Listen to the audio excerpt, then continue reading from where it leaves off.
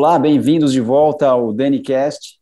Estamos hoje com o Dr. Augusto Daminelli Neto, é um astrônomo e astrofísico brasileiro reconhecido internacionalmente por suas observações da periodicidade de alteração de brilho da estrela dupla Eta Carinae. É professor do Instituto de Astronomia, Geofísica e Ciências Atmosféricas da Universidade de São Paulo. Bem-vindo, tudo bem? Ótimo, com os fins da geada, com esse calorzinho melhor, tá ótimo. Eu te descrevi completamente. O que mais que eu posso colocar aqui no seu currículo? Vasto, né, na verdade. Não, isso aí também, quer dizer, eu trabalho com estrelas de grande massa, que são quem formou o nosso oxigênio, né, carbono. Então, eu trabalho tecnicamente com estrelas de grande massa. E, atualmente, eu estou num projeto, nós somos três, de construção três aqui no Brasil, com outros países, na construção do primeiro telescópio extremamente grande, que é um telescópio de 1,5 bilhão. O Estado de São Paulo é sócio, quer dizer, vocês... Aquele Magalhães? Paulista. Você está envolvido naquele projeto? Gigante Magalhães. Então, nós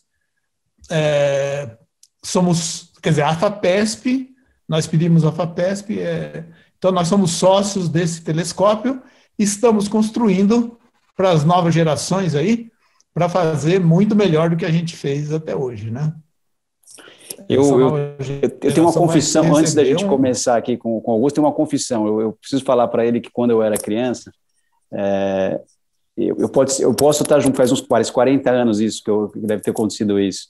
E eu fui na casa dele, eu lembro disso, eu estive na casa dele, você tinha na sua casa alguns quadros, talvez fosse isso, de estrelas ou galáxias ou coisas assim.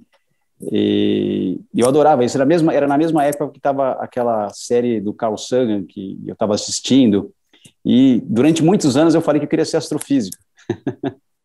Acabei não indo para outro lugar, mas era algo que sempre me fascinou. Eu sempre tive muita vontade de aprender mais e lia por mim, assim, como leigo, alguma coisa, acompanhava alguns documentários. Então é muito honroso ter hoje o Augusto aqui com a gente.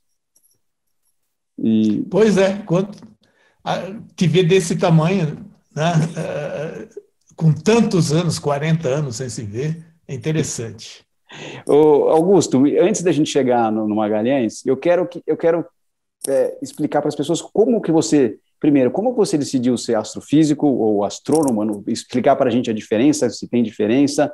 Existe um curso específico na universidade ou você começa na física? Como que é isso? E por que te aguçou para ir por esse caminho?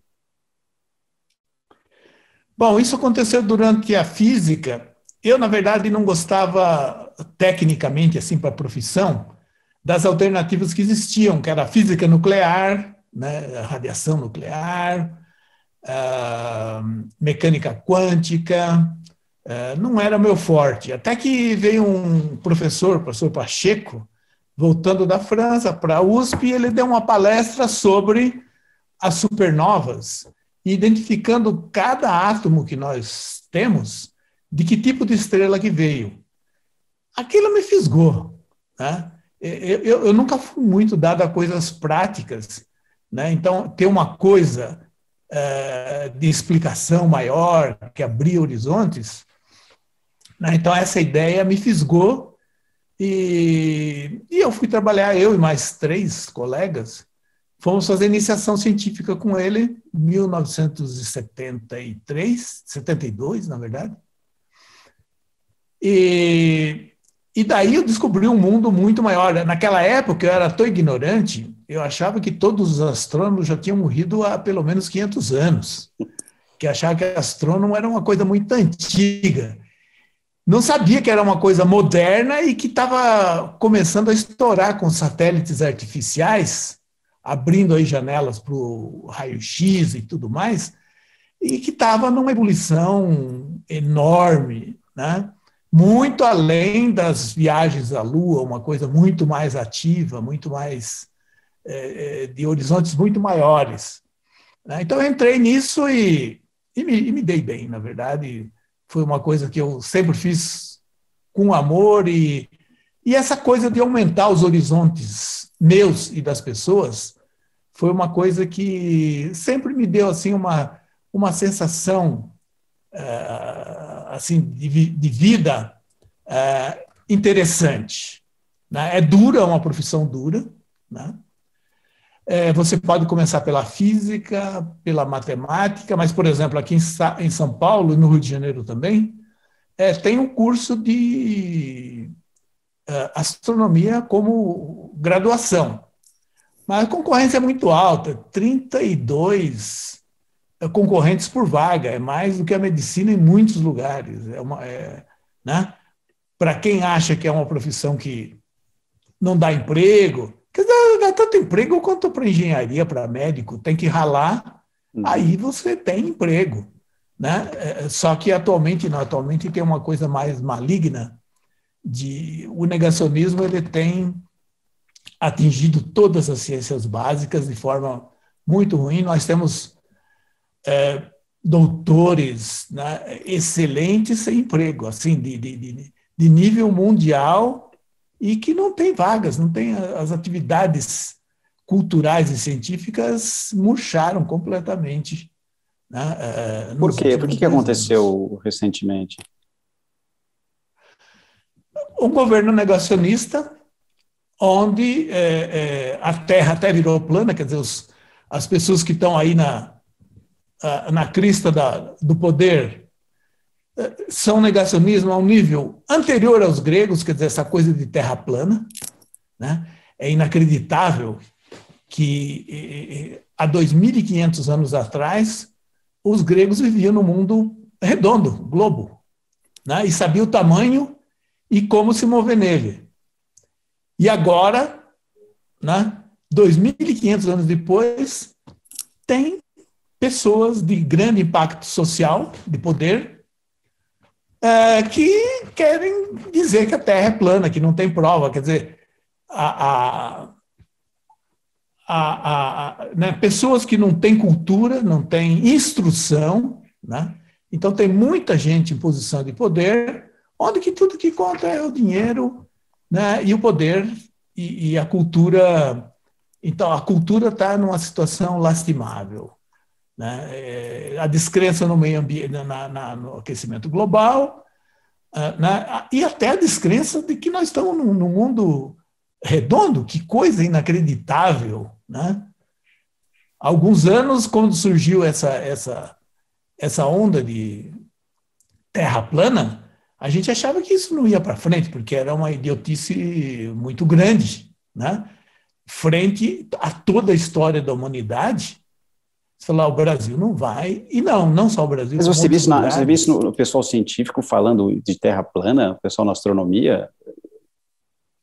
Não, o público, né?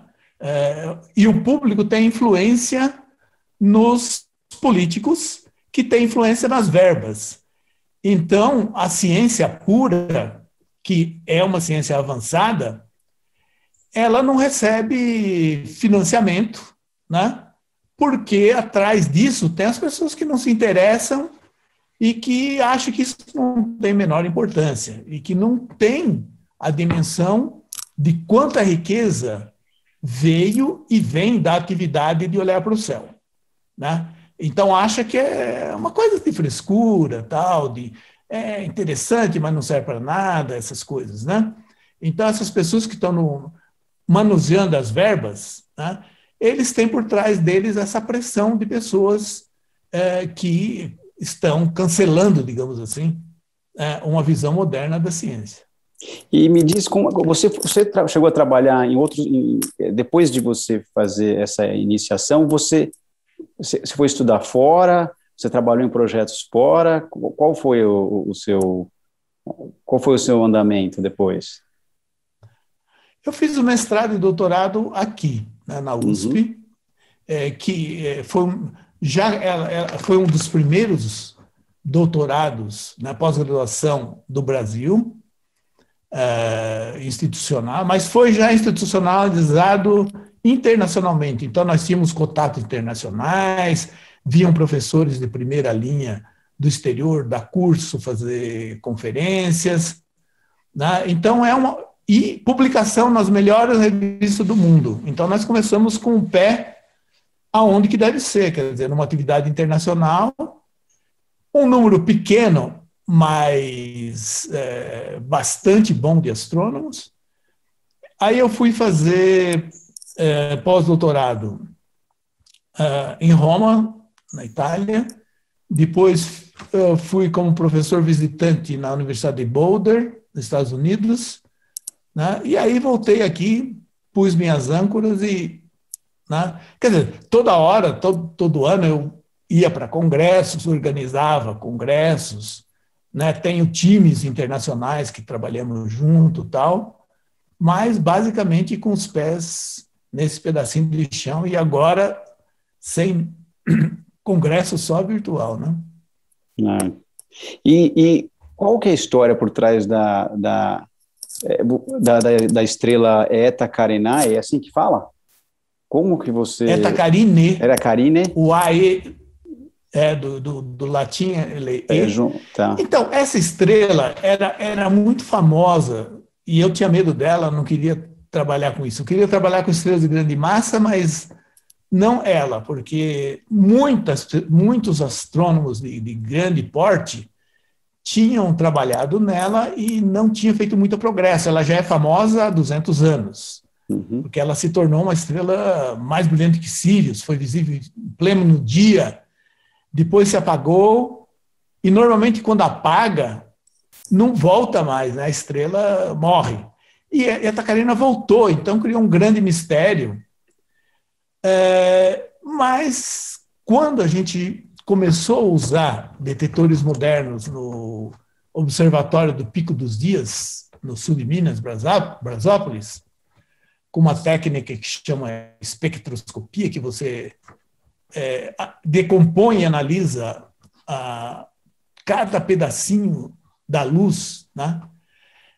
Eu notei que eu poderia entender alguma coisa se eu olhasse para as maiores energias, né? Então, os canais de maiores energias. Então, me preparei. Astrônomo vive muito, né? Falei, bom, algum dia essa estrela vai falar comigo. Né? Então, eu vou seguir os canais de maior energia e vamos ver daqui 10, 20, 30, 40, 50 anos se acontecer alguma coisa. Mas, assim, em menos de 2 anos, os canais de alta energia apagaram totalmente. 60 sóis por dia desapareciam daquela estrela. E não era um eclipse, porque se fosse um eclipse, em uma semana, embora ela seja uma estrela muito grande, ela voltaria àqueles canais de novo. E não. Foram 3 meses de apagão. Então, foi um fenômeno de apagão. Então, aí eu comecei a seguir e decompor essa estrela, né?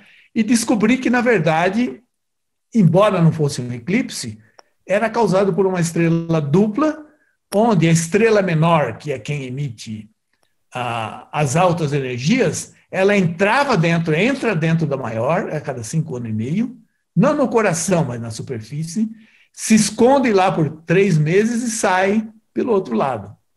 Então, ela passa por dentro da outra estrela? É isso? Isso. É um mergulho. Aí os canais de alta energia desaparecem, aí você vê a estrela maior bonitinha, sozinha, sem todas as complicações, porque quando essa menor sai de dentro, a energia dela provoca uma grande convulsão aí nas nuvens, na parte externa dessa estrela maior, e fica difícil de entender.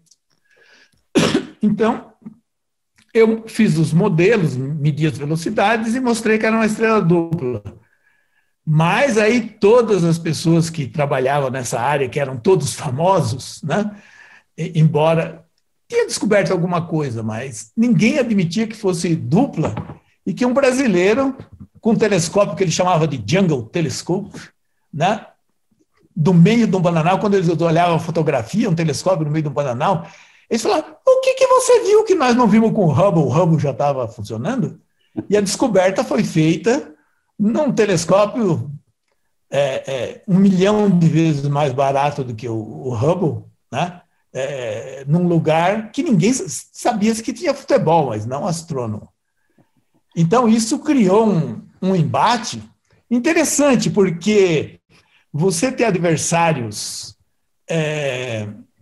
famosos é muito melhor do que ter amigos famosos, porque os adversários famosos querem destruir o que você está fazendo, publicam em revistas de grande visibilidade, mostrando que isso não é verdade. Então, foram 10 anos até eu conseguir as provas absolutamente definitivas, né? Então, foi ali pelo ano 2005, aí, bom, entrou definitivamente no jogo de que era uma estrela dupla e um grande número de jovens bons em computação, bons em usar telescópios espaciais, entraram na onda e começaram a produzir. Uma geração inteira começou a produzir em cima do tema que eu abri. Então, isso é duro, porque é que nem você está caçando numa... E aí você mata uma presa boa e os lobos caem em cima, né? E, bom, só que é o seguinte, se você fizer amizade com os lobos, então eu tenho hoje todos esses jovens de grande capacidade, então eles trabalham comigo e tal, eu continuo na crista da onda, mas com companhia, com concorrentes que são também colaboradores. A ciência é isso, né? Concorrência e colaboração, né? Tentando vencer o desconhecido.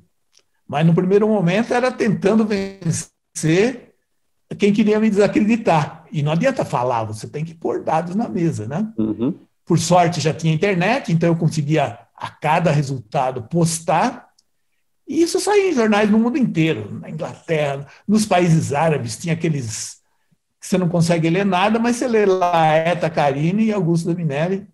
Então, na China, então teve um impacto muito bom. Isso, para mim, foi muito divertido. Os astrônomos costumam falar que estrela não influi nas pessoas, né, para desmentir os astrólogos, mas imagina, só essa estrela aí me levou no mundo inteiro para dar conferências, né, é uma estrela que fez uma diferença fundamental na minha vida. As estrelas têm uma grande esse fenômeno nunca tinha sido visto antes ou imaginado antes, ou já era um fenômeno que poderia passou na cabeça de alguém? Foi uma observação a primeira vez? Não, todo mundo achava que era um eclipse. Mas em outras estrelas assim não tinha acontecido nada parecido até então, não, que soubesse. É parecido no sentido de que quando uma estrela passa atrás da outra, apagam as energias dela, né? Então todo mundo é um eclipse. Dura muito, mas é um eclipse, vai ver que acontece alguma coisa estranha além do eclipse. Mas com o tempo a gente viu que tem um eclipse, mas quando tem um eclipse a estrela já está dentro da outra, né? Então isso nunca ninguém tinha imaginado, né? E é muito importante essa estrela porque ela é a mais luminosa, de maior massa no universo local, e que não existe mais, né? Todas as estrelas parecidas com a Eta Carina morreram há 12, 13 bilhões de anos atrás. Então, nascer uma estrela desse tamanho, aqui na nossa cara, 8.000 anos-luz, né? Ela é perto da gente. Muito perto. Tanto que ela foi imaginada como a estrela da morte, porque ela está para morrer, explodir, e o receio é que ela atingiria, né, a explosão dela atingiria a Terra, mas a gente sabe que não, né, que não é disso que a gente vai morrer, né?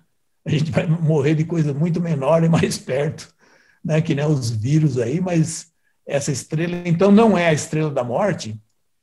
E é interessante, é que nem um dinossauro nascer no seu quintal. É muito interessante, né? Porque você pode estudar um espécime que não existe mais tão perto assim para estudar. Então, ela é preciosa porque ela te permite entender a primeira geração de estrelas, que foram de grande massa, né? A primeira geração de estrelas eram muito luminosas e foram elas que geraram aí todo o oxigênio que se esparramou pela galáxia, né? E carbono também, né? O carbono eu fiz um podcast com o fundador do Greenpeace, Patrick Moore, e ele contou para a gente um pouco não da origem do carbono, mas como o carbono é essencial para a vida, né?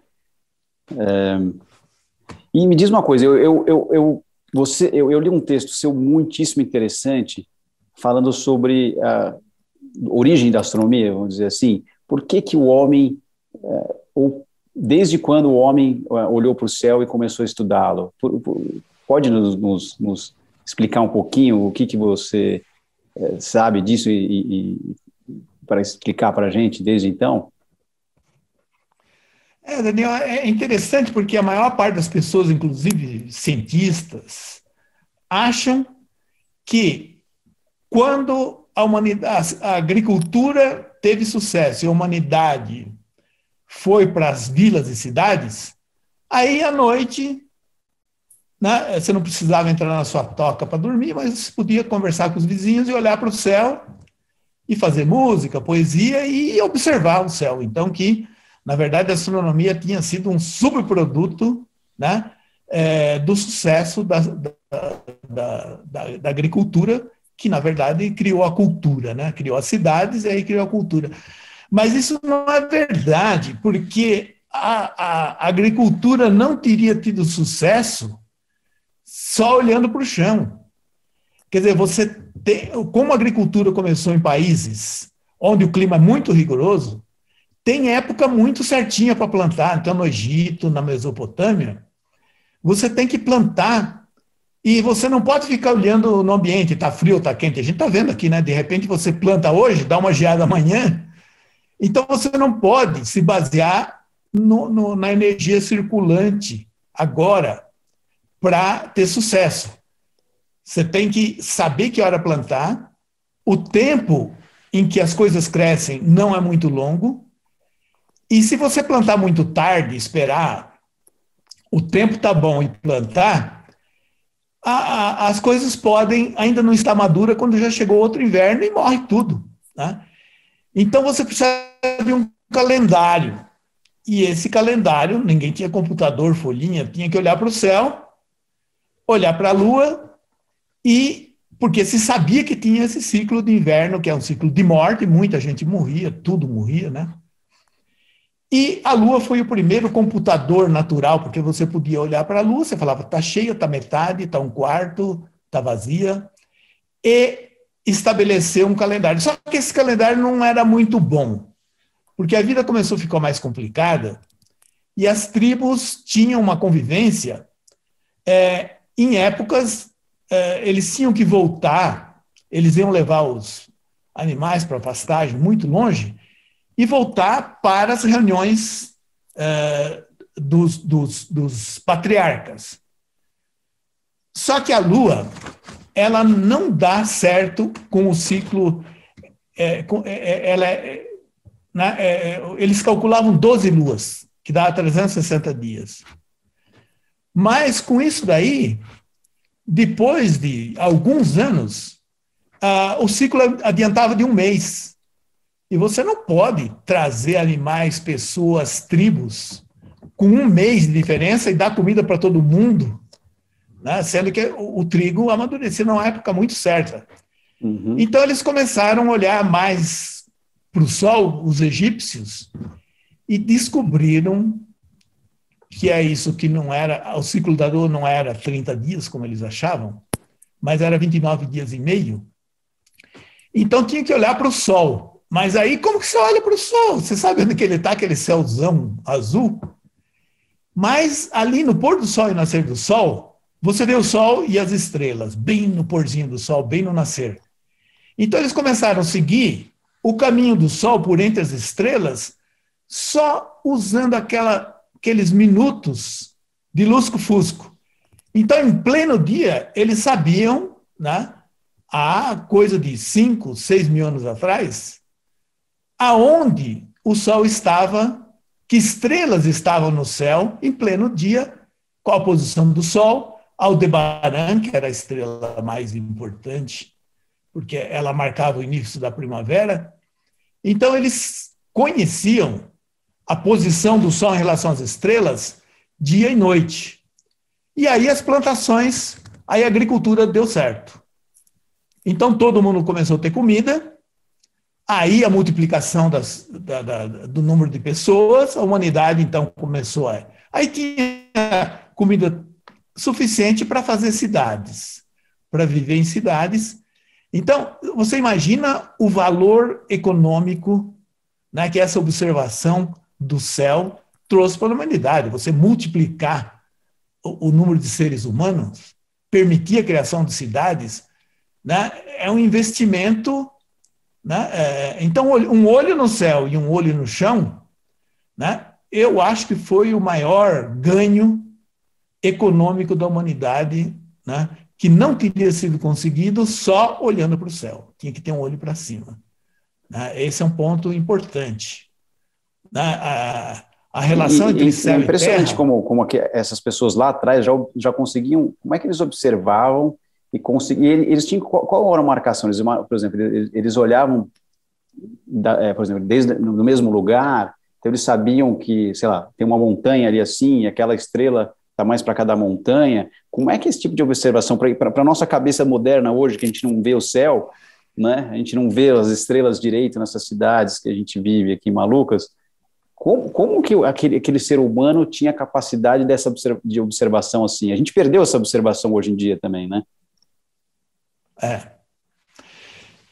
Isso daí era feito assim. Então, naquele lusco-fusco, quando eles olhavam e viam que ao nascer do Sol tinha Aldebaran, que é uma estrela muito brilhante, ela estava lá, o rebanho multiplicava, os touros emprenhavam as vacas e todo o resto, então começava o que era chamado então a primavera. Eles achavam que então se abria uma porta de energia, que o mundo que estava morto pela neve, pelo frio, revivia. Então, por isso eles puseram ali o touro, não é que ligando os pontinhos dava um touro, não, você olha lá, você não vê um touro, mas é a energia touro. Então eles marcavam Aldebaran. Aí, você seguindo as fases da Lua, né, 3 meses depois, o Sol estava perto, né, de uma estrela chamada Spica, que era a espiga de trigo, porque o trigo estava maduro. Né? Mais 3 luas, aí começou a chover muito, que tem uma estrela que chama Fomalhaut, que tudo ali em volta eles desenhavam como água. Mais 3 luas, e de novo estava ali perto de Aldebaran, então tinha um anel. Então eles figuravam isso como um círculo. Né? Então, um anel do tempo. O anel é uma coisa que se liga nele mesmo, né? Do começo ao fim. Então, chamava anel do tempo. E esse anel do tempo virou ano. Ano é de anel. Então, eles mapearam esse anel, eles acharam um grande quadrado. Né? São as 4 grandes estrelas que marcam... Que dividem esse ciclo. Então, primeiro eles acharam o quadrado, e aí começaram a seguir nos detalhes esses encontros do Sol com essas 4 estrelas, e acertaram direitinho um relógio, né? Um relógio que media o anel. Né? Então,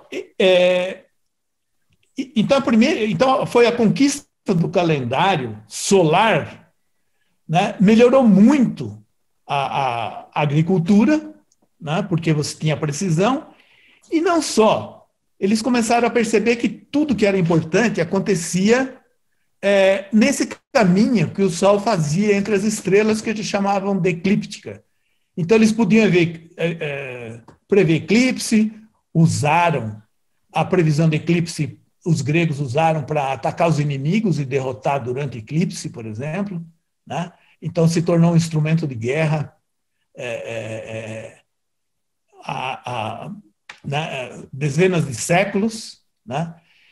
Então, mas o mais importante disso é que eles criaram, nesse anel de tempo, marcações em que eles olhavam a marcação como sendo a causa e olhava aqui embaixo como sendo efeito. Então, o efeito no meio ambiente, o movimento dos animais. Então, por exemplo, quando o Sol estava em Régulos, os animais estavam à toda, e aí eles puseram o leão lá, né, como sendo o símbolo do verão, era a constelação do leão.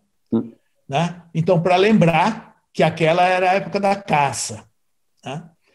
Então, esse foi o primeiro experimento de causas e efeitos com previsões da humanidade, quer dizer, de prever e falar assim, olha, daqui um mês, no dia tal, de tarde, vai ter um eclipse. Quem que vai acreditar em você? Aí acontece o eclipse. Aí fala, não, agora vai ter um eclipse da Lua, amanhã tem um eclipse da Lua. Olha, um cara descalço chegar numa vila e falar isso, olha, a Lua vai escurecer, e não é um profeta. É impressionante. Então, isso deu uma confiança nos esquemas racionais, que foi o que criou a ciência. Quer dizer, de fazer esquemas racionais, matemáticos, matemática simples, mas que, então, deu confiança, porque antes era tudo rezar para os deuses, esperar que acontecessem as coisas. Rezar para chover, tem muita gente que faz isso até hoje, né? Então, reza para chover, reza para parar o frio, enquanto que, na época, então, eles já conseguiram fazer previsões e ter confiança na razão. E aí se criou essa outra vertente de que o conhecimento não vinha só pelos grandes mestres, né, os grandes líderes religiosos, mas vinha por aquelas pessoas que tinham capacidade de matemática, de mexer com os números e fazer as previsões, né? Então, mas a religião, sei lá, a religião egípcia usava, às vezes, eu estou perguntando, construir aquelas pirâmides viradas para o sol, sei lá para onde, para o eclipse, isso é verdade? Sim, mas ali já, inclusive muitas tribos, até recentemente, nas tribos que não foram extintas, você tem uma mistura dos dois. Tem coisas que são usadas para a transcendência e coisas que são usadas para fins práticos. E essas coisas estão muito ligadas. Por quê? Porque o clima varia muito. No entanto, o caminho do Sol por entre as estrelas nunca muda. Então, lá é o perfeito. Lá nada se deforma, nada se destrói, e lá é a fonte. O Sol vai passando pelas pelas portas de energia, só que aqui embaixo chega meio degradado. Então, o clima que é o lugar humano, ele é degradado. Aqui as coisas são uma cópia imperfeita do que tem lá. E aí se criou essa ideia de duas realidades. O mundo de origem, fonte, que é aquele perfeito, né? E o mundo nosso, que bebe dessa energia de alguma forma imperfeita, que é o efeito. Então, lá é as causas e aqui é o efeito. Então, lá tem um mundo geométrico. Então, por isso que o círculo foi do céu. No céu tudo é redondo, o sol é redondo, a lua é redonda, o caminho deles é redondo. Então, se criou a ideia do perfeito como sendo o círculo é o perfeito. Uhum. E aqui na Terra tem coisas que imitam aquilo, que nem a roda de uma carroça, que é meio redonda, né? É a cópia imperfeita. O horizonte, que é um círculo meio deformado, que são cópias daquele mundo. Então, aquele mundo virou um mundo importante. E até 500 anos atrás, né, o céu era separado da Terra. o céu era o eterno, né? Nada nasce, nada morre, nada muda, né? E aqui é que muda em função daquilo e mais umas desgraças que acontecem no cotidiano. Então, aqui é o profano, né? O profano é uma cópia.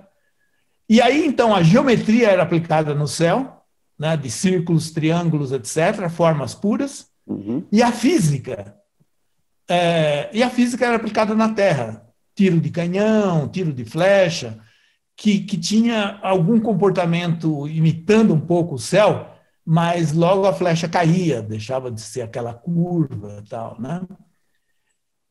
Então, até 500 anos atrás, tinha esses dois mundos, né? O mundo eterno, né? Lá em cima não.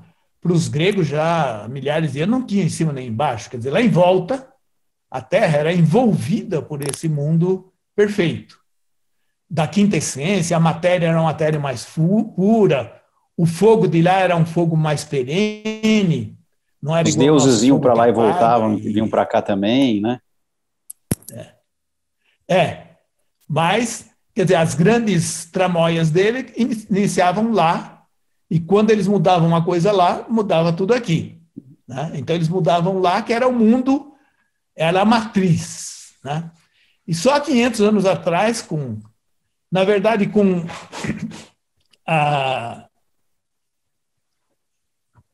quem mudou essa realidade foi a burguesia ascendente logo depois da Idade Média.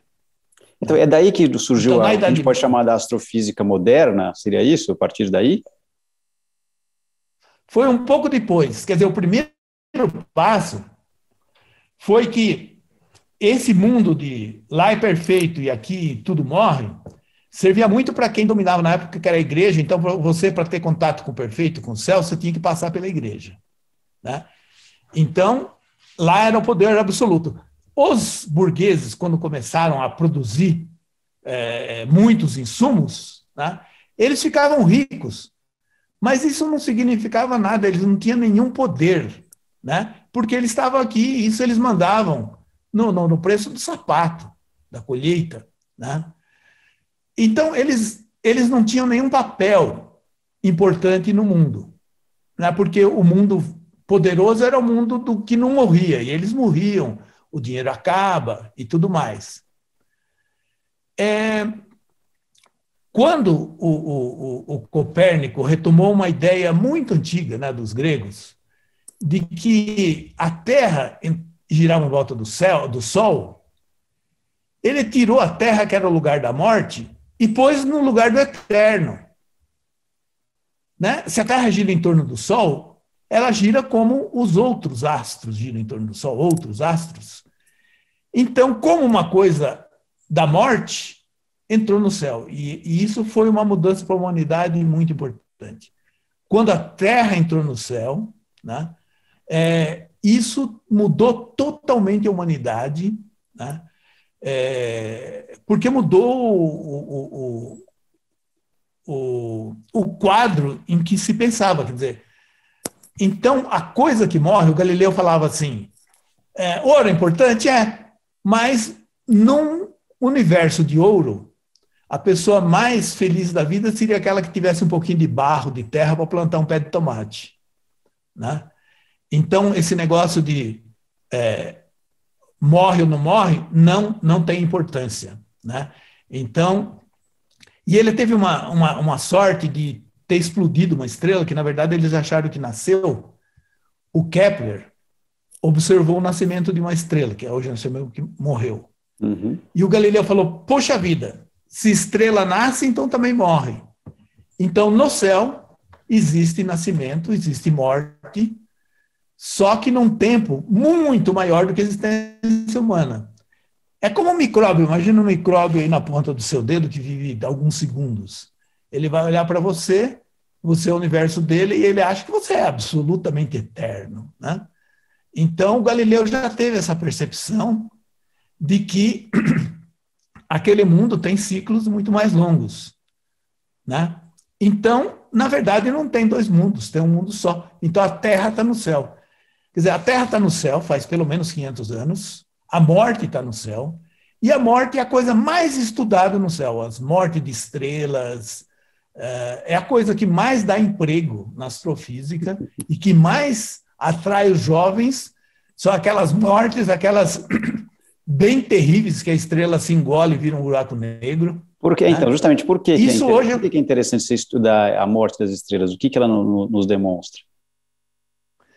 Porque ela acontece numa situação extrema. Então, por exemplo, a física se desenvolveu aqui na Terra, grande parte, mas tem toda essa que se desenvolveu no céu. E as condições são meio limitadas, a temperatura não é muito alta nem muito baixa, a gravidade não é muito alta nem muito baixa. Então, você faz uma física limitada a essas condições limitadas. Quando uma estrela morre, a gravidade vai para infinito, que não tem em laboratório na Terra ainda, né? Nós não fazemos isso. Então, o céu, ele tem muitos laboratórios de situações extremas. Gravidade infinita, densidade infinita, temperaturas de bilhões de graus ou de zero absoluto. Você tem o vácuo. Então, o céu virou um conjunto de laboratórios de física, né, que ultrapassam muitos laboratórios de física que nós temos aqui. Né? Um acelerador de partículas que nem o CERN tem lá alguns quilômetros. Eu tive lá. Né? E você consegue até usá-lo para explorar como o universo funcionou no primeiro décimo de bilionésimo de segundo. Mas isso quando o universo era muito velho, um décimo de bilionésimo, já tinha acontecido tudo que era importante, já tinha acontecido. Depois desse um décimo de bilionésimo, quando a matéria se separou da antimatéria, não aconteceu nada não aconteceu. Mas antes acontecia muito mais coisas em tempos muito mais curtos. Então, você até consegue hoje explorar o universo, o Big Bang, até a gente fala perto do começo, não é perto do começo. Né? Estrelas só nasceram depois de 400 mil anos. Isso comparar, né? E nascimento de estrelas foi uma coisa relevante, digamos assim, né? Mas secundária, perto do que aconteceu antes. Então, quando o universo teve 1 trilionésimo de segundo, em 1 trilionésimo de segundo aconteciam muito mais coisas do que aconteceram em 13 bilhões de anos. Quando você fala que a matéria se afastou da antimatéria, não sei se é assim que fala tecnicamente, o que é isso? Essa antimatéria seria essa matéria escura que falam tanto hoje, que domina o universo? O que é isso? O que seria isso? Não, a história é a seguinte: você pode materializar a luz, você passa ela num campo magnético muito forte, a luz vira um elétron e um antielétron. Quer dizer, um elétron negativo da nossa matéria, mais um elétron positivo da antimatéria. Quando os dois se encontram naquela câmara do laboratório, de novo eles viram luz e saem voando a 300 mil km por segundo. Então, a matéria e a luz, elas compartilham uma natureza íntima. Quer dizer, a luz se materializa e a matéria também vira luz. No começo do universo, então, a cada instante, a matéria virava luz e a luz virava matéria e antimatéria. Mas a matéria e a antimatéria, elas se aniquilam e vira luz. Né? Então, o universo, se tivesse a quantidade exata de matéria igual a de antimatéria, ele seria uma bolha de luz só, porque tudo se aniquila.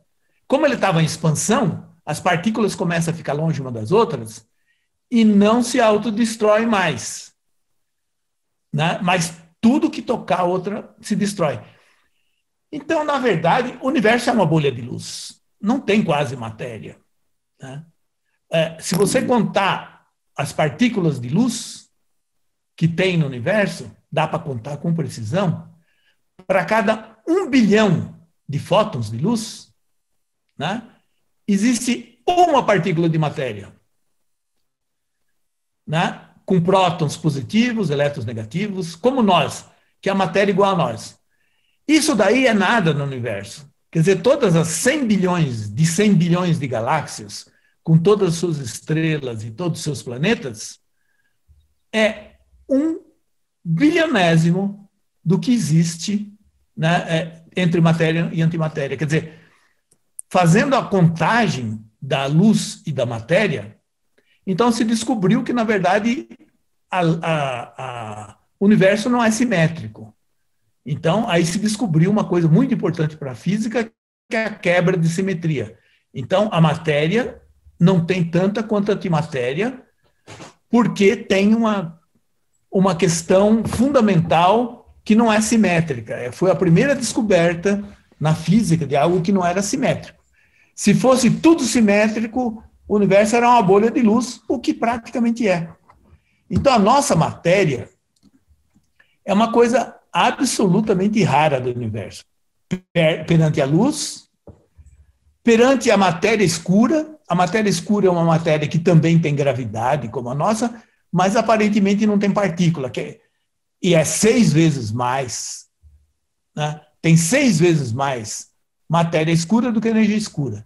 E aí, há 10 anos atrás, se descobriu que, na verdade, existe uma energia escura que a gravidade é negativa, quer dizer, que tem antigravidade, e que isso 75% do universo é feito dessa outra coisa.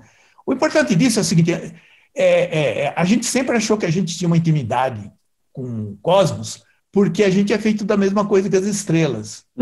Mas as estrelas são um estranho no ninho. As estrelas são uma coisa estranha no universo. Não são a identidade do universo, é a energia escura, matéria escura. Então, a gente não comunga mais com a natureza do universo, porque o universo é feito de outra coisa, né? É feito de matéria escura, que nós vamos descobrir logo o que é, eventualmente no CERN, né? Mas muito mais da energia escura, que essa ninguém entende, porque gravidade negativa, eles estavam procurando o sinal da desaceleração do universo causada pela gravidade positiva, e acabaram descobrindo que o universo estava se acelerando. Ou seja, ele continua em expansão, é isso? Então, a gravidade puxa tudo de volta. Se você joga uma coisa para cima, ela cai. Se você joga aqui na Terra com 11 km por segundo, ela escapa com 11 km por segundo, mas ela vai desacelerando. Quando ela passar para fora do sistema solar, a atração do sistema solar faz com que ela caia para 5 km por segundo e assim por diante. Então, desacelera, né? Então, o universo está em expansão, ele foi lançado que nem um estilhaços de uma bomba, mas a velocidade tinha que estar brecando. Então, foi tentado medir de quanto está brecando, porque se você mede de quanto está brecando, você sabe qual é a força da gravidade, e aí você sabe quanta matéria tem no universo. E surpresa, em vez de diminuir a velocidade, ela está aumentando.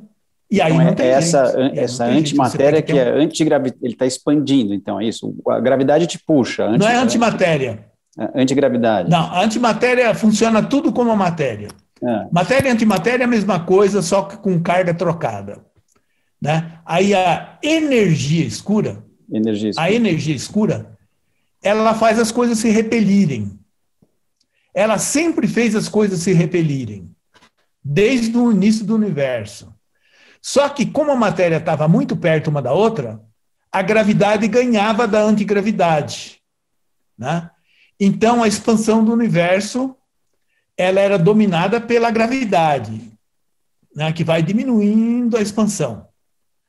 Só que, há 1 bilhão de anos atrás, a matéria se esparramou tanto pelo espaço que ficou muito longe. Então, a gravidade atrativa, ela ficou fraca. Então, aquela antigravidade que já existia começou a dominar e começou a acelerar. Então, de 1 bilhão de anos para cá, a gravidade perdeu a força para a antigravidade. E a antigravidade, aparentemente, nunca mudou. É uma força do vácuo, possivelmente, né? O vácuo não é uma coisa vazia, ele tem muitas coisas dentro, e que nunca mudou. Então, não é que o universo, essa força está aumentando. Quem está enfraquecendo é a atração entre as galáxias. Então, aquela história de que uma vez força, tudo ia voltar de novo para o mesmo lugar, tudo junto, isso não vai acontecer, provavelmente. Não, de jeito nenhum. Quer dizer, então, eles justamente medindo a desaceleração, queriam saber se iam cair tudo de volta e ia ter o tal do Big Crunch, Isso. a grande implosão. Era só medir a desaceleração, que você sabe que se vai cair de novo, que nem você jogar uma coisa para cima, mede a velocidade, você fala, vai cair, né? Um em cima do outro. E se descobriu que não, então não pode. O universo vai expandir para sempre. As galáxias vão estar cada vez mais longe uma das outras para sempre, cada vez mais longe, o céu cada vez mais escuro. Aí mais a velocidade... Frio, mais frio também? Então, bom, vai chegar tá quase no zero absoluto, isso vai chegar, tá 3 graus Kelvin, tá 3 graus acima do zero absoluto, né? Ele vai chegar no zero absoluto. Só que vai ficar escuro, porque como a velocidade aumenta por causa da aceleração de expansão, então, por exemplo, hoje você vê Andrômeda, né, porque não está se afastando muito da gente, na verdade está até se atraindo, mas você vê as galáxias, mesmo com velocidades, né, perto da velocidade da luz. Mas o que já atingiu a velocidade da luz, você não vê mais. E isso vai acontecer cada vez mais perto. Então, cada vez mais vai ter... As galáxias vão estar fora do nosso horizonte de visibilidade, porque estão com velocidade maior do que a da luz. Né? Passou da velocidade da luz, a gente não vê. Então, o universo vai virar... Aí a gente não vai ver mais Andrômeda, porque vai estar com a expansão maior. Depois, aí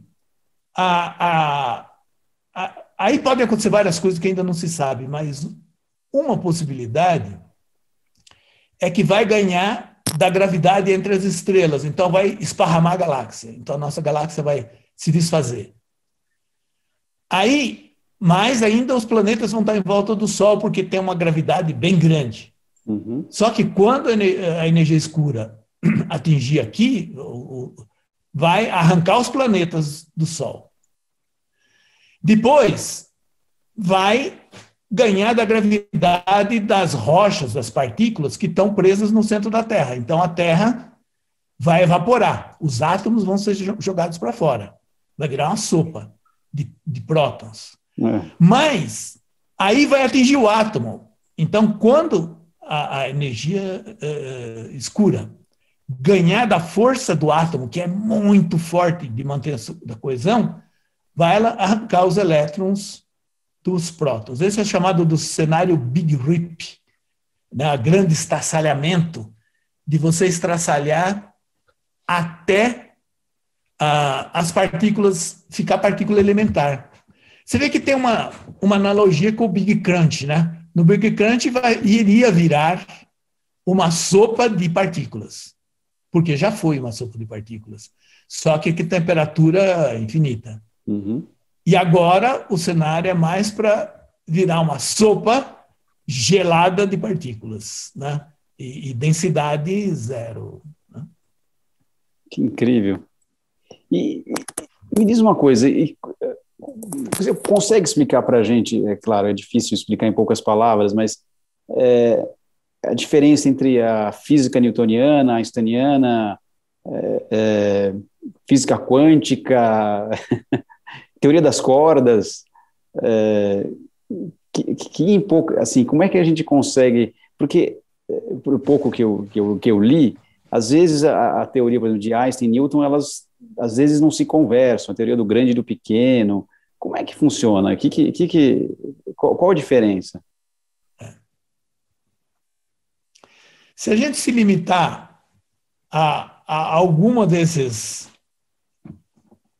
coisas, a gente pode ter algum sucesso. Tudo não dá. Mas, por exemplo, no campo da astrofísica, o que importa é o espaço-tempo. Na verdade, o espaço-tempo é uma categoria mental que foi criada quando o homem começou a ver que os astros se elevam no horizonte leste, atingem uma máxima altura e depois se põem para o outro lado.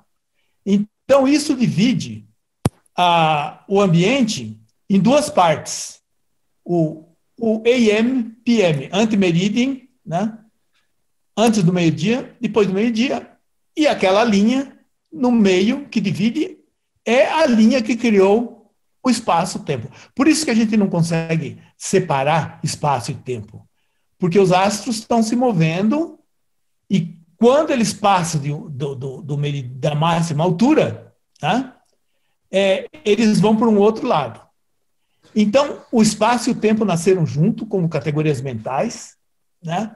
E esse foi um dos maiores ganhos da humanidade, de você ter uma categoria mental. Sem espaço-tempo, é um mercado persa. As pessoas que não têm uma estrutura mental geográfica, de espaço e de tempo, elas têm uma existência muito, muito ruim, porque você roda e tudo roda junto com você. Enquanto que, com espaço-tempo definido, você tem uma sequência de eventos que você qualifica e você tem uma separação no espaço. Então, espaço-tempo foi a primeira conquista da humanidade, feita olhando o nascer e o pôr dos astros, né, e as 4 direções geográficas. Essa, eu acho que foi a maior contribuição da astronomia, né? E o trabalho na astronomia, até o Newton, sempre foi usando essa concepção de espaço-tempo. O tempo regular, que não muda, é um relógio onde cada batida é absolutamente igual à anterior, né? E o espaço é contínuo. Então, 2 linhas paralelas, elas vão infinitamente paralelas, né? 2 linhas que se cortam perpendiculares, elas andam infinitamente perpendiculares, não se encontram jamais. Então, isso foi... O Newton trabalhou dentro disso, dentro dessa concepção do espaço-tempo, só que o Newton ele criou um conceito que se chama de força à distância. Não existia essa concepção antes do Newton. Então, a força da gravidade... Então, ele mostrou que os astros, eles não eram de um outro mundo, eles eram sujeitos da força da gravidade. E o grande objetivo do Newton era usar a gravidade para pesar a Lua. Ele queria pesar a Lua, né? Só que não tinha balança. Então, ele inventou um procedimento matemático que chama cálculo integral e diferencial para pesar a Lua. Imagina um cara do que a gente sabe hoje, do gênio do Newton, gastar a vida dele tentando pesar a Lua. Né? Ele foi um excelente ministro da economia. Né? E por que ele ia gastar pesando a Lua? Né? E aí ele mostrou que a Lua tem peso. Então, não era que nem no mundo anterior, em que era uma matéria sem peso, que não era sujeita às coisas aqui da Terra. Então, essa foi a grande sacada do Newton. E aí o mundo ficou assim na Terra como no céu. Então, no céu as coisas têm peso, o Galileu mostrou que as coisas nascem e morrem.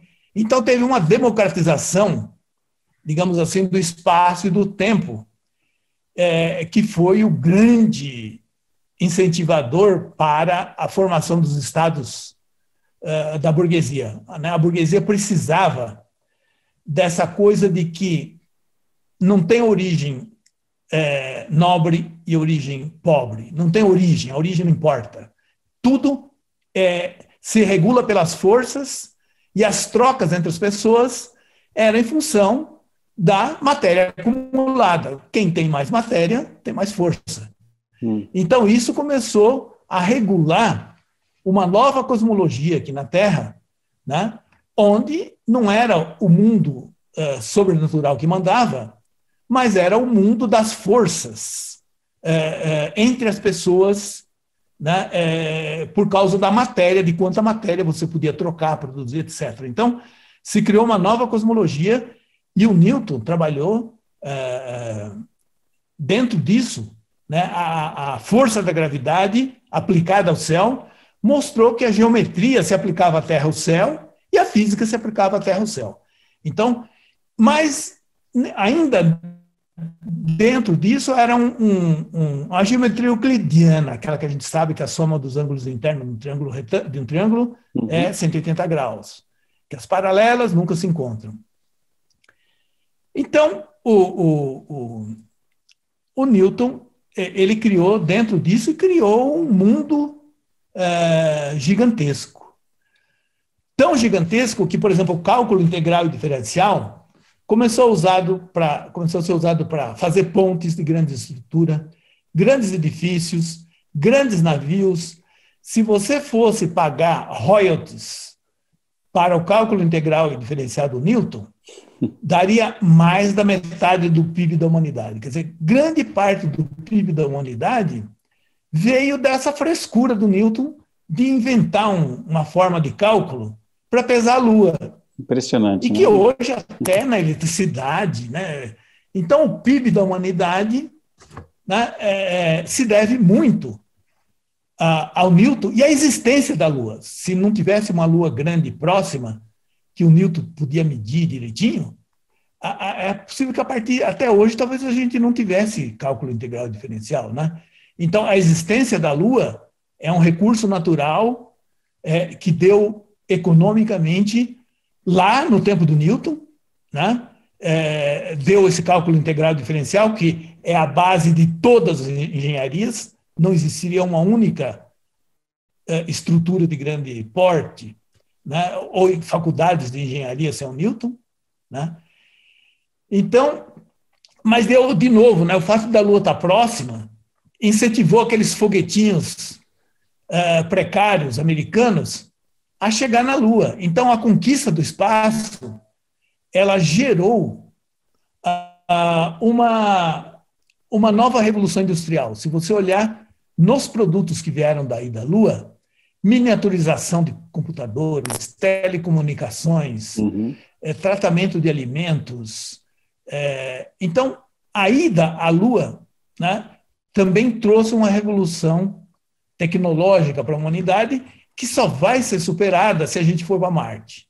Por isso que tem muitos milionários investindo aí na ida para Marte, porque grandes viagens sempre dão muita riqueza. Então, a ida a Marte, por enquanto, é um investimento muito alto. Mas, quando ele for conseguido, vai gerar muito mais coisa do que a ida à Lua. A outra viagem, quando os europeus cruzaram os mares, eles cruzaram olhando para o céu, para a Lua e para as estrelas. E chegaram em continentes que não se conhecia, levaram ouro, prata, tomate, batata. A humanidade, a grande revolução industrial, né, nos anos 1600, 1700, ela veio do retorno das grandes viagens, que deu certo porque você tinha métodos de navegação baseado nas estrelas. Então, as grandes viagens sempre exigem essas grandes referências de deslocamento, né? Então, se a gente pegar só essas grandes viagens, a gente vê quanta riqueza, além da agricultura, né, está aqui embaixo, né? A gente pode... Embaixo é um lugar ruim, é um jeito ruim de falar, né? Está aqui entre nós, né? E que veio do céu. Quer dizer, então, olhar para o céu não é ficar fazendo teoria, né? Mas aí traz frutos para a humanidade, como desde lá de trás, desde a agricultura, né, como você descreveu, essa viagem para a Lua, a computação e tantas outras coisas relacionadas a essa viagem, e é que essa nova fronteira aí, Marte, ou mesmo de repente, algum tipo de colonização da Lua pode nos trazer também, né? Porque, na verdade, a colonização na Lua, ela vai trazer, por exemplo, vamos pegar as viagens aqui na Terra, as grandes viagens oceânicas. Você teve que vencer um problema da alimentação, que era ter alimentação a bordo de grande duração, né? Então, teve uma engenharia de sobrevivência de alimentação, né? Navegação, né? E medicina, curar, né? Resolver os problemas que acontecem no navio isolado. Então, você teve que resolver problemas de medicina, problemas de alimentação, problemas de engenharia, problemas de astronomia. A ida a Marte, né? Não vai dar para você ir acordado e voltar, é muito tempo, ninguém vai aguentar, é uma viagem. Então, vai ter que dominar a hibernação. A hibernação vai ter um papel na medicina fundamental, né? Então, tem que vencer a questão da hibernação. Bom, e combustível. Então, você tem que ter uma nova tecnologia de combustíveis em Marte para cozinhar, para fazer as coisas, energia para se movimentar, construção, formação de atmosfera. Então, ninguém nunca enfrentou tantas novidades de engenharia, medicina, alimentação, energética, quanto o que se exige em Marte. Então, para você se estabelecer em Marte, a humanidade vai ter que ter uma capacidade de gerenciar um planeta inteiro. Isso não existe ainda, né? Então, a capacidade humana vai ter que crescer muito. E parece claro que no mundo geoeconômico como o nosso, não existem esses recursos, né? Vai ter que ter um salto de gestão, né, econômica, né, de aumento de capacidade de produzir e gerenciar, porque o PIB da humanidade são alguns trilhões de dólares. A conquista de Marte vai ser pelo menos 10 vezes mais do que isso. Então, por enquanto, não dá. Estamos bem longe ainda. Não dá. E o que esses telescópios, tipo Magalhães, eles podem trazer algum tipo de conhecimento que a gente imagina que pode, ou nem imagine, que pode nos ajudar qual que é a nova fronteira de conhecimento agora? O que vocês estão procurando ou imaginando que venha a ser descoberto? Então, os instrumentos astronômicos, eles têm eras. Uma era é mais ou menos 10 anos. A cada 10 anos, então, você inventa um instrumento novo, com capacidades novas, e você, em 10 anos, praticamente você coleta tantos dados quanto em toda a história da humanidade, em 5.000 anos anteriores. Só que aí você começa a fazer mais daquilo mesmo, quer dizer, olhar galáxias, estrelas, tal, aumenta o conhecimento, mas ninguém come arroz com feijão a vida inteira, você quer uma coisa nova. E começa a querer. Então, por exemplo, a geração que está se encerrando dos telescópios é a geração dos telescópios Very Large Telescope, VLT, que tem até uns 10 metros e custa 200 milhões de dólares, 300, ou mais ou menos assim. Isso dá para fazer um monte de coisa. Só que, por exemplo, não dá para você diagnosticar um planeta do tamanho da Terra. Você tem que achar o planeta, separar ele da estrela visualmente, porque você vê um borrão e está o planeta, e vários planetas e a estrela naquele mesmo borrão. Então, você achar um planeta igual à Terra e saber se tem vida, você tem que ter uma acuidade visual, né, muito maior.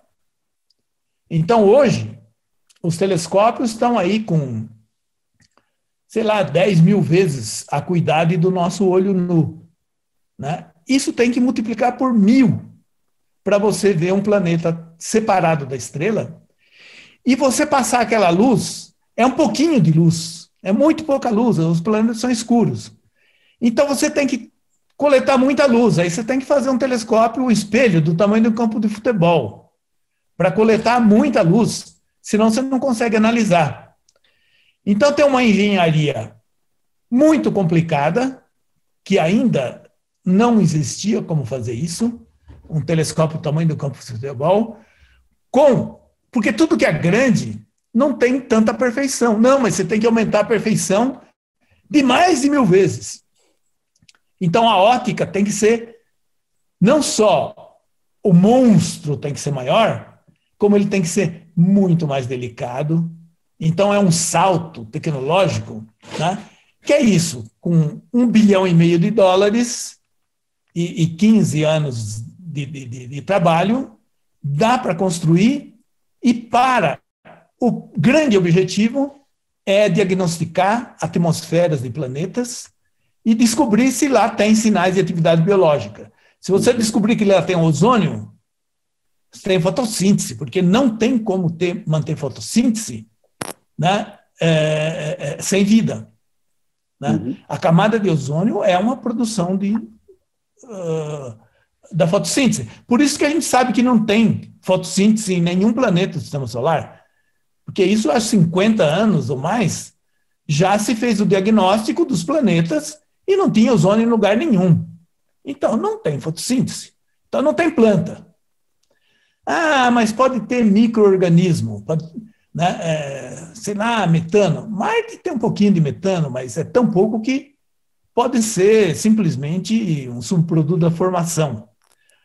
Então, o primeiro grande objetivo é diagnosticar atmosferas planetárias e já tem um catálogo de 4.000 planetas. Isso vai multiplicar por um fator brutal nos próximos anos, e de você ir marcando na lista. Tem vida, não tem vida. Tem vida, não tem vida. Né? Isso vai dar um impacto cultural brutal, porque a maior parte da humanidade, das pessoas, acredita que a vida é uma escolha de Deus, de um ser superior, e que ele não põe em qualquer lugar. Ele põe no lugar do povo dele. Então, a vida não deve ser abundante. Né? Porque você pensar num Deus, você reza para ele cuidar, né? Que nem o goleiro lá faz o sinal da cruz, reza para defender o pênalti. Então, imagina um Deus que tem bilhões de planetas complicados para gerenciar, salvar o gol daquele goleiro. Né? Então, isso vai mudar completamente. Quer dizer, a vida, se ela for encontrada em muitos lugares, vai ficar claro que a vida é um subproduto das oportunidades químicas. Em todo lugar tem carbono e hidrogênio, tem os CHOMPs, carbono, hidrogênio, oxigênio, nitrogênio, fósforo e enxofre, né? Que é o que mais tem no universo. A vida só usa esses átomos. Tem 118 átomos, a vida usa o lixo das estrelas, que é o que mais se aglomera. Você faz shampoo, sabão, né, comida. Então, esses 5 tem em todo lugar. Então, o evolucionismo, ele acha que, dadas as condições iguais de química, né, de átomos e energia, é só esperar o tempo que a vida se forma ali. Né? Mas energia também tem em todo lugar, em volta toda estrela é uma fogueira que esquenta os seus planetas. Uhum. Então, a perspectiva da existência de planetas, porque tem muito mais planetas do que estrelas. Só na nossa galáxia tem 200 bilhões de estrelas e tem mais de 3 trilhões de planetas, né? Nossa. Tem 4 bilhões, a estatística mostra 4 bilhões de planetas terrestres, quer dizer, do tamanho da Terra, nem muito perto, nem muito longe da estrela, quer dizer, com a energia adequada, que tem lá o seu carbono, hidrogênio, oxigênio. Então, com 2 trilhões de situações semelhantes, se você não achar atividade biológica em nenhum lugar, é melhor você falar com o padre do que com o cientista. Então, tem esse lado também. Se não acharem... Mas a ciência, ela não fica se defendendo, o que nem acontece nas religiões, coisa assim, né? Repetindo a mesma coisa, a mesma coisa. Quer dizer, vamos pôr uma corda no pescoço. A ciência, ela acha que é muito provável, é só vocês darem aí $1 bilhão e uns estudantes brilhantes, né, que a gente vai mostrar se essa perspectiva evolucionista está certa ou não. Ela põe uma corda no pescoço. É só assim que ela progride. Quando você tem 2 perspectivas desenhadas e ela fala, ó, eu tenho que fazer um telescópio assim, assim, assim, assim, e aí eu vou mostrar se isso é verdade ou não é verdade. Eu não precisa ir lá, né? A luz traz a informação, a gente não precisa sair daqui, né? Então, eu acho que o telescópio Gigante Magalhães, que vai ser o primeiro a entrar em operação, vai ter mais outros 2, os outros são até maiores, mas o Gigante Magalhães é muito mais barato, vai sair muito antes, e nós embarcamos nesse porque a gente acha que o Brasil tem tanto jovem de alta capacidade, porque os astrônomos jovens brasileiros são muito requisitados, e um deles pode vir de lá com um prêmio Nobel, imagina. Você tem um brasileirinho aí que hoje, um brasileiro que está aí hoje tentando fazer um vestibular, alguma coisa assim, não sabe o que faz, o que não faz, e daqui 10, 15 anos está num grupo, dificilmente vai ser um grupo de brasileiros, né? É um grupo internacional, é uma oportunidade de prêmio Nobel. Nós precisamos de um prêmio Nobel. A falta de um prêmio Nobel no Brasil faz muita falta, porque um prêmio Nobel ele dá um certificado para aquele país de capacidade, levanta o nariz dos brasileiros, dessa juventude, e joga eles para um objetivo maior.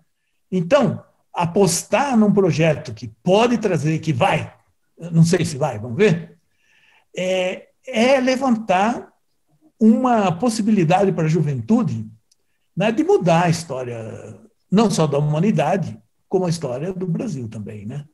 Eu não vou estar nessa daí mais, mas eu fiz a minha de conseguir $40 milhões na FAPESP, porque a FAPESP é uma instituição fantástica.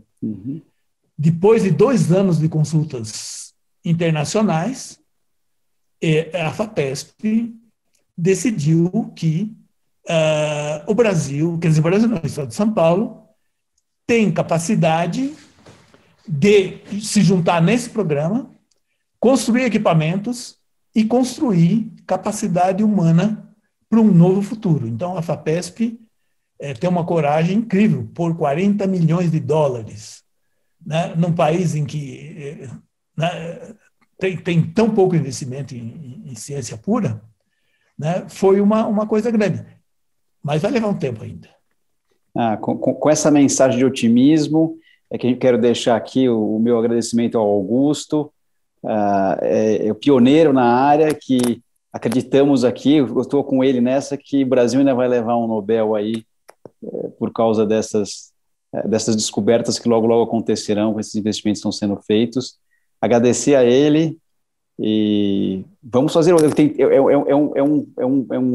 É uma área tão vasta que a gente podia ficar conversando aqui durante 10 horas, pelo menos, e a gente não conseguiria nem passar pela superfície disso.